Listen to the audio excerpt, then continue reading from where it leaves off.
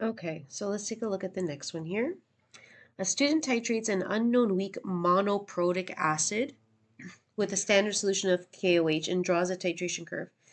Halfway to the equivalence point, the pH of the solution is 4.187. Identify the acid. Okay, so the only way to really identify the acid is we need to calculate the Ka value. But pKa is equal to pH at the halfway to equivalence point. So we can get the Ka by doing 10 to the negative pKa, which is our value there. So 10 to the negative 4.187 is 6.50 times 10 to the negative 5. So it may not be bang on, but if you look at the Ka values, right, it should match up with one of them.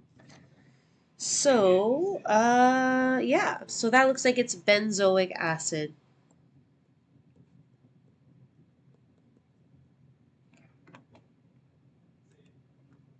Okay, so number 3 is very similar to the one we had done together before, number 1.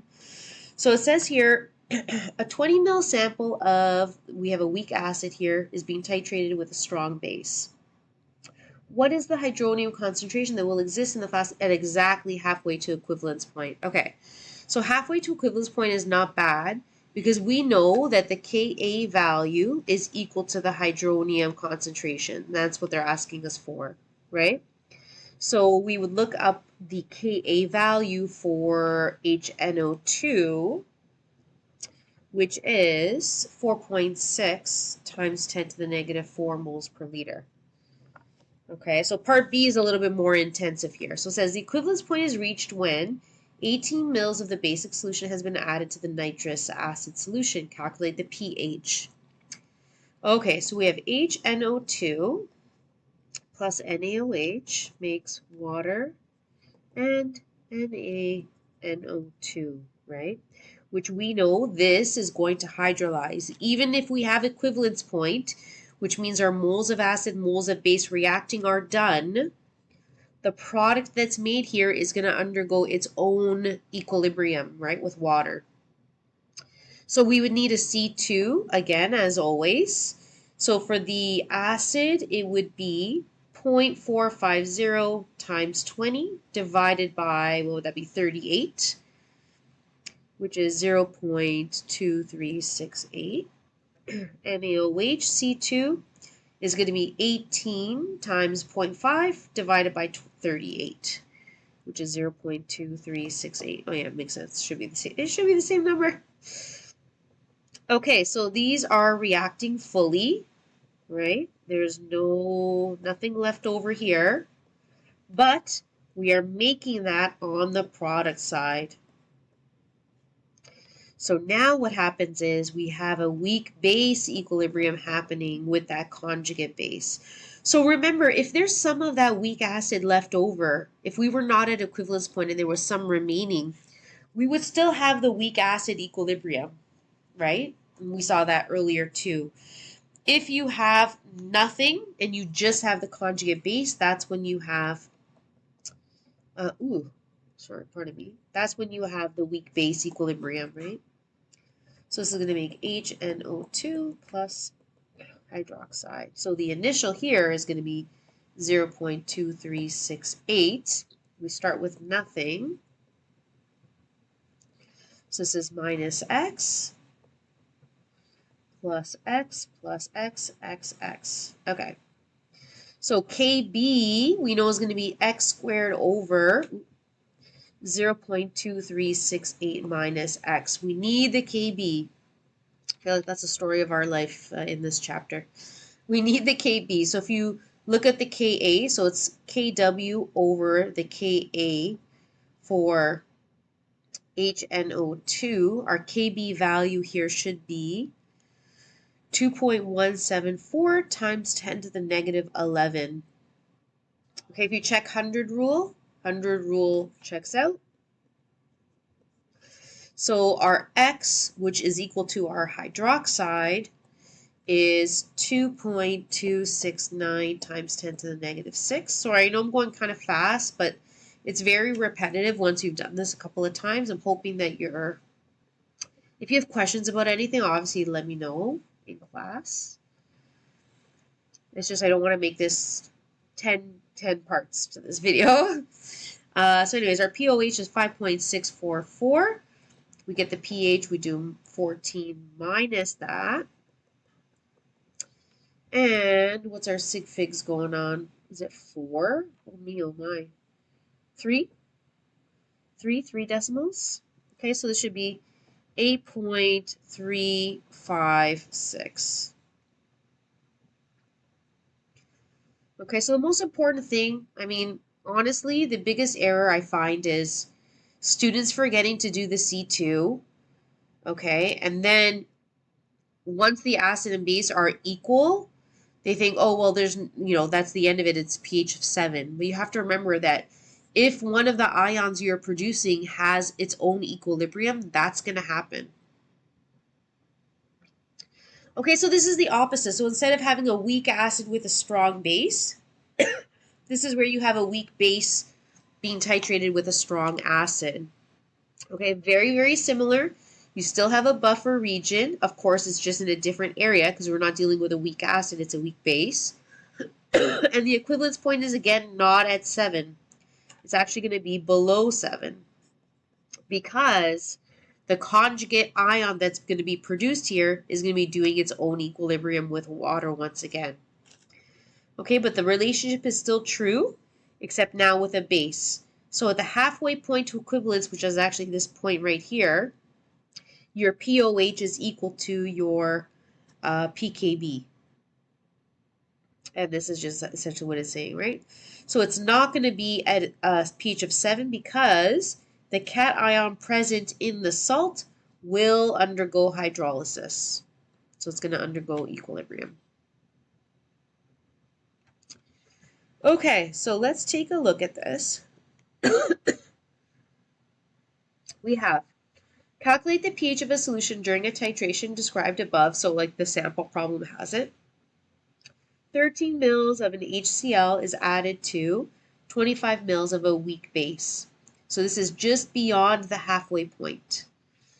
Should your answer be greater or less than pKa of NH4 plus? Okay, so let's write out what's happening here. So we have HCl with NH3, which is making NH4 plus chlorine ions, okay? So it's a little bit different here because it's not reacting with a strong base, it's a weak base. So remember that's adding on a hydrogen ion.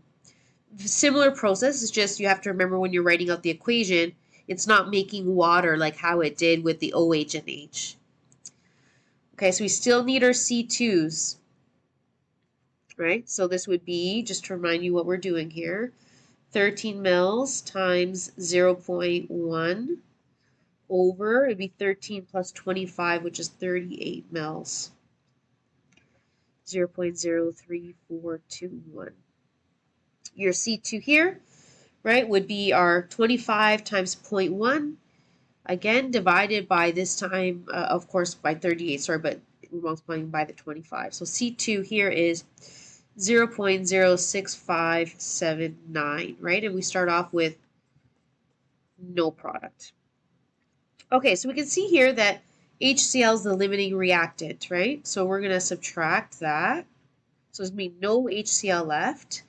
We will have some of this weak base remaining though, and we are making some of this conjugate weak acid. Okay, so let's get the remaining 0.06579 minus 0.03421. So we have 0.03158, and of course this is still the same. Okay, so because we're dealing with the weak base, we still have weak base remaining. We have a weak base equilibrium, right? So NH3 plus water makes NH4 plus and hydroxide. So our Kb is going to be NH4 plus hydroxide and NH3. right? So we have these numbers. We have this value, which is our NH3 remaining. We have this value, which is our NH4 plus. And of course, we can get our Kb for NH3. So we have to solve for hydroxide here, right? So Kb is going to be Kw over the Ka for NH4 plus, by the way. So this is going to be 1.786 times 10 to the negative 5 is equal to, right, we've got these numbers, I just have to write them down, 0. I'm just going to use x over 0. Oh man, 0.3158. Right, so x should equal 1.6, which is our hydroxide, right? Don't forget what we're doing here. For 8 times 10 to the negative 5. So our POH, we do negative log of that, which is 4.78. And we get our pH by doing 14 minus that. And what is the sig figs at? From the original question, 3. Okay, so we need 3 decimals for our pH, which is equal to 9.217.